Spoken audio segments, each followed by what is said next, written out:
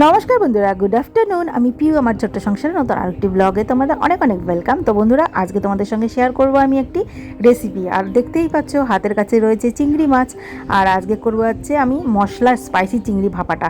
চলো কি করে করবো কি সব কিছুই তোমাদের সঙ্গে শেয়ার করব।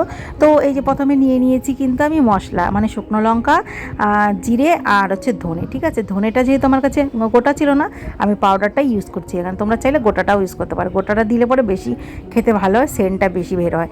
আর জানো তো বন্ধুরা, এই মশলা ভাপা করতে কিন্তু আদার্স আর কোনো মশলা লাগে না, জাস্ট এই তিনটে মশলাই লাগে, কিন্তু একটু বেশি লাগে। তো যাই হোক, এই যে তারপর আমি কিন্তু মিক্সিতে ভালো মতন করে দেখো ব্লেন্ড করে নিলাম। তারপরে চলো এখন আমি এই চিংড়ি মাছটাকে রেডি করে ফেলি, ঠিক আছে, রান্না করার জন্য। তো এই যে প্রথমে চিংড়ি মাছটা দেখেছো তোমরা, আগেই ধুয়ে নিয়েছি। আর তারপরে এখন মশলাগুলো কিন্তু আমি অ্যাড করে দিলাম। আর সঙ্গে এই যে পরিমাণ মতন নুন আর পরিমাণ মতন হলুদ, লবণ চাইলে তোমরা পরেও অ্যাড করতে পারো।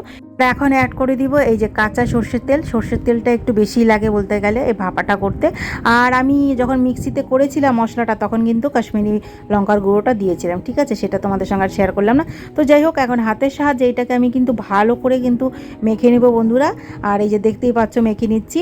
তো চলো এটাকে ভালো করে মেখে নিয়ে এটাকে প্রায় 20 থেকে আধ ঘন্টার মতন এটা কিন্তু রেস্টে রাখতে হবে, ঠিক আছে। তাহলে দেখবে মশলাগুলো একদম এটা একদম সফট হয়ে যাবে অ্যাকচুয়ালি সেটা, আর মশলাগুলো ঢুকে যাবে, খেতে দুর্দান্ত হবে। তো চলো এটাকে আমি এখন রেস্টে রাখি, তো ঢেকে রাখি চলো।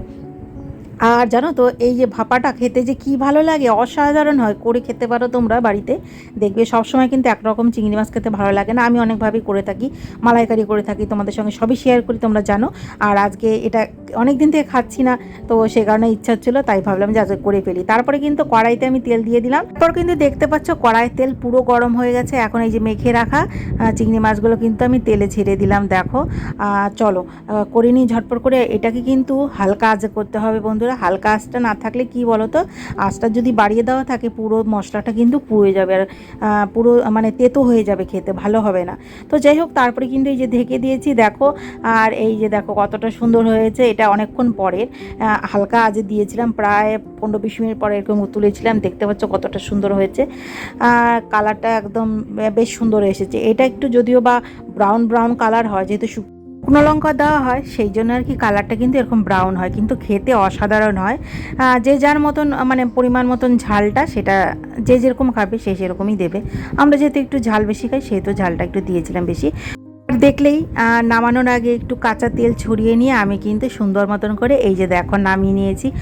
দেখতে কি লোভনীয় হয়েছে না, কিন্তু খেতে যে এত ভালো হয়েছে, মানে কি বলবো তোমাদের, দারুণ হয়েছে, খুব টেস্টি হয় এরকম খেতে। সঙ্গে যদি থাকে পাতলা মুসুর ডাল, তাহলে তো কোনো কথাই হবে না, মানে দুর্দান্ত। না হলেও চলে, এটা খেতে অতটাই টেস্টি হয়। তো যাই হোক বন্ধুরা, এই ছোট্ট রেসিপি ব্লগটা তোমাদের কেমন লাগলো, ভালো লাগলে লাইক কমেন্ট করে দিও। চলো নেক্সট ব্লগে দেখা হচ্ছে, টাটা।